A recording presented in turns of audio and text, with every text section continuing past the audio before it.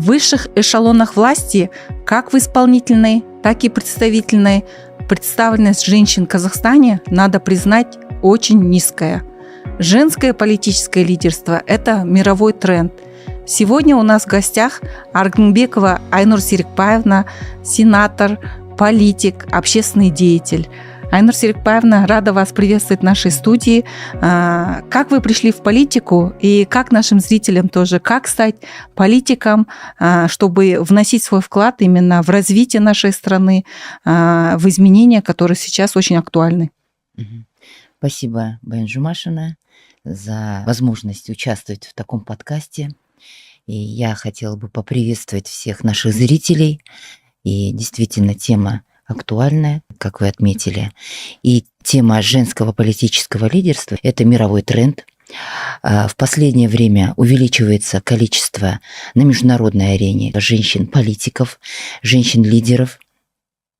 Поэтому это вдохновляет других женщин к участию в политической, в общественной жизни своей страны. Также можно отметить женские организации, которые вот у нас в Казахстане, я про нашу страну скажу, активно работают, и я хотела бы отметить, это Ассоциация деловых женщин, это Альянс женских сил, которая играет большую роль в общественной жизни страны. Те мероприятия, которые проводят наши женские организации, школа женского политического лидерства, которые дают свои плоды, и мы сами являемся участниками этой школы. Вместе с этим хотелось бы сказать о том, что участие наших женщин, казахстанских женщин, даже личное участие председателя Альянса женских сил, руководителя Альянса женских сил Раушан Бергибаевны Сарсимбаевой в различных глобальных саммитах, евразийских саммитах. Вот в том году прошел Евразийский саммит женщин в Алмате. Вот участие на таком международном уровне наших женщин, это тоже является одной из предпосылок о том, что вот политическое лидерство уже выходит на новый уровень. Вместе с этим и в государстве создаются все условия для активного участия женщин. В 2021 году, которую квоту ввели, 30%, но, на мой взгляд, может быть, он субъективный, правда, 30% квота, она не только для женщин. Молодежи, людей с особыми потребностями. Людей с особыми потребностями. Поэтому сейчас в таком быстро меняющемся мире уже и требования другие, и тренды меняются в мире очень быстро, да, поэтому я думаю, 30% квота на начальном этапе она была вынужденной, нужна была на каком-то этапе начальном, но сейчас подходы будут пересматриваться, и доля женщин в принятии решений в политической жизни страны там будет увеличиваться, потому что сейчас будут подходы пересматриваться в связи с изменившимися условиями в самом мире. Ну, мне кажется, квота – это хороший инструмент, мне кажется, для того, чтобы действительно больше женщин было в политике. И то, что смешали ее с молодежью и с людьми с особыми потребностями, все-таки мое мнение, что должна быть квота именно 30% только на женщин, для того, чтобы в нашей стране было больше женщин в политике и правительстве. Ну, действительно, я вот и тоже сказала, что это мое субъективное мнение. Все-таки мы придем к этому, да. Во-первых. Во-вторых, мы придем к тому, что у нас будет 50 на 50 даже, да, потому что женщин в нашей стране больше половины. Во-вторых, женщины в самой по сути своей, вот я опять же говорила про быстро меняющийся мир, сейчас тем более еще сложная геополитическая ситуация. Женщины в этом отношении, они более социально ориентированы, умеют сглаживать углы, более гибче. Вот эти все качества, они сейчас будут востребованы. Даже в будущем будут 50 на 50. И на международной арене, в других странах, в демократических странах развитых, такая уже тенденция есть, такой уровень, поэтому и также будем к этому стремиться. Айнур Серикбаевна, с какими трудностями вы сталкивались на своем пути? Спасибо, Баяна, но это непростой вопрос. Вот я более 20 лет уже занимаюсь общественной работой, и действительно вначале было трудно найти баланс между общественной работой и личной жизнью, потому что дети еще были маленькие, надо было уделять внимание бизнесу своему и работе. Я преподавала в университете, и вот это все надо было совмещать, находить вот этот баланс, когда правильно ты расставляешь приоритеты, В принципе, нужно успеть заниматься общественной работой, быть и дочерью, и снохой, И и бизнесом супругой, заниматься, да, да? и супругой, и матерью, и заниматься бизнесом, и общественной работой. Просто надо научиться вот это находить баланс. И трудности также были. В 2012 году я впервые участвовала на выборах в городской маслихат, и тогда уже я столкнулась с трудностями определенными. Но в тот момент была очень большая поддержка, мне оказала поддержку наши женщины, Ассоциации деловых женщин. Бывает, сталкиваешься с трудностями, такими установками о том, что женщина, ее место на кухне, или женщина должна заниматься вот какой-то определенной сферой, а на руководящей должности или в той же политике должны быть мужчины.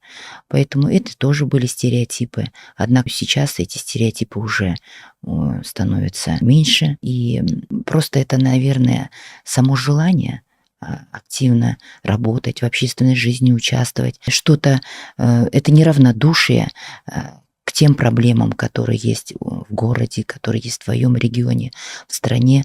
Преодолевая определенные трудности, ты только закаляешь свой характер, ищешь другие пути решения, а это еще дает больше опыта, знаний. Поэтому, я думаю, только трудности, они закаляют твой характер. А что такое для вас вообще лидерство? Бывает ли оно женским, мужским?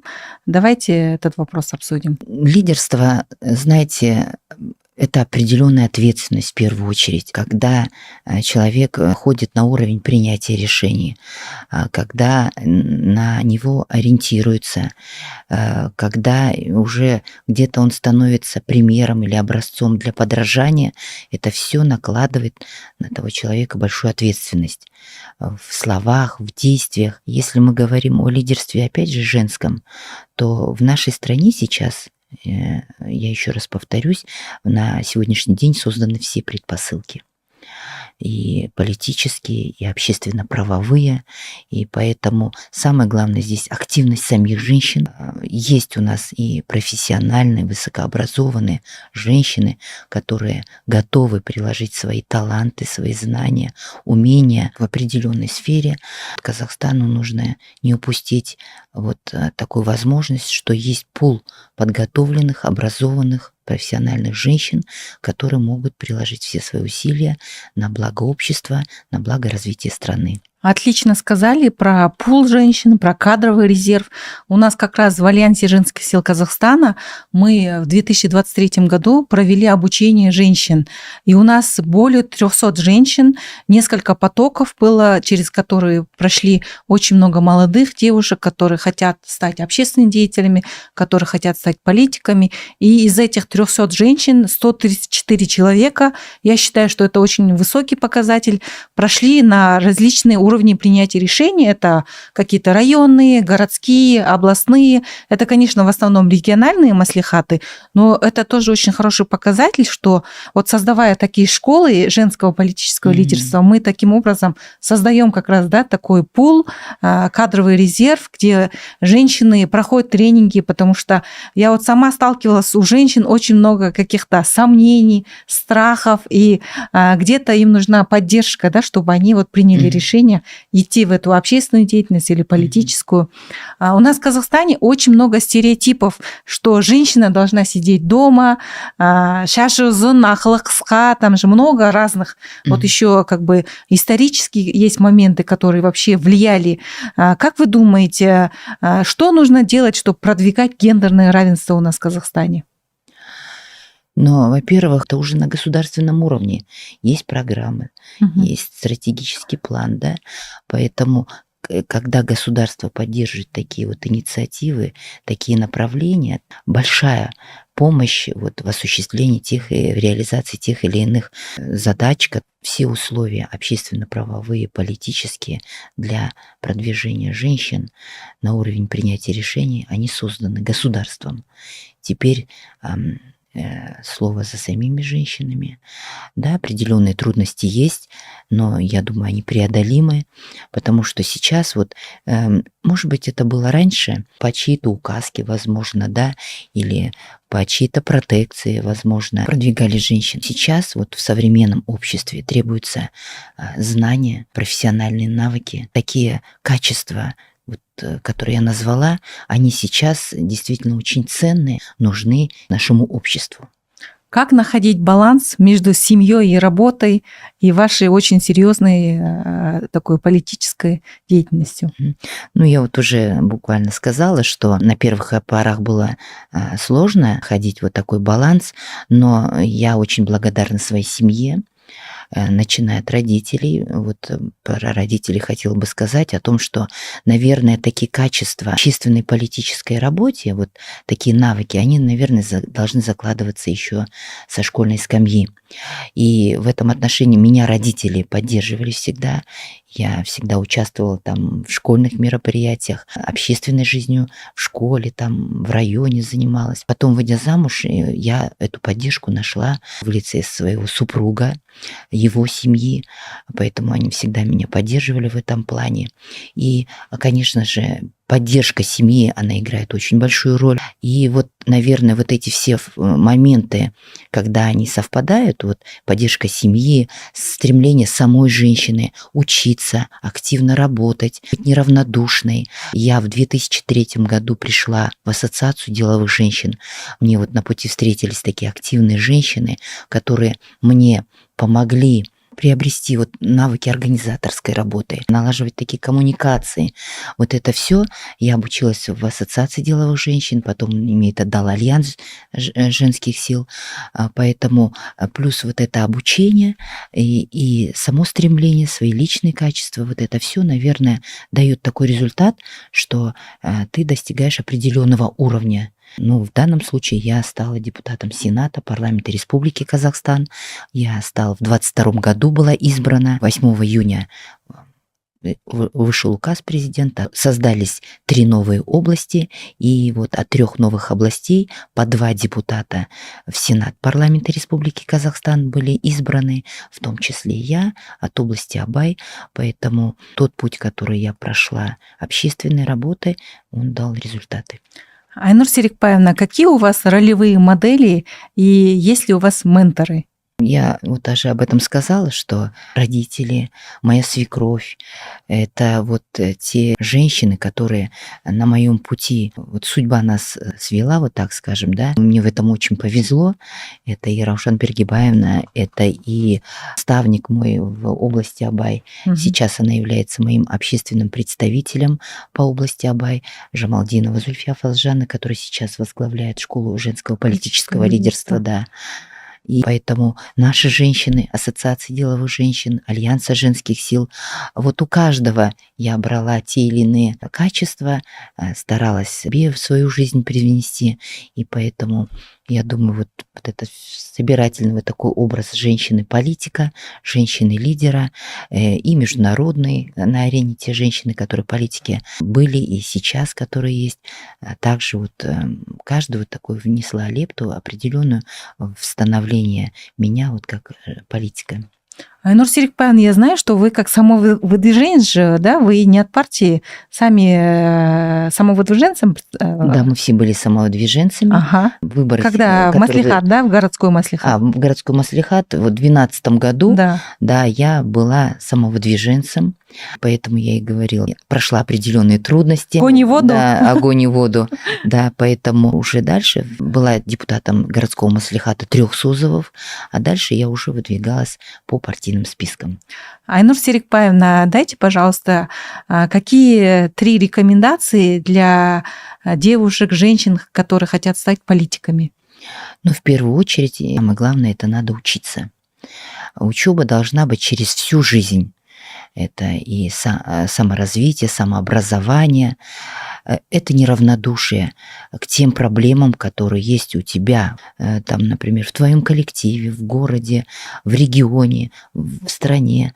Вот эта сопричастность к тем или иным процессам, которые происходят в нашей стране, неравнодушие, вот это тоже, я думаю, одно из качеств, которыми должна обладать девушка, женщина, которая желает заниматься общественно-политической деятельностью. И участие во всех мероприятиях.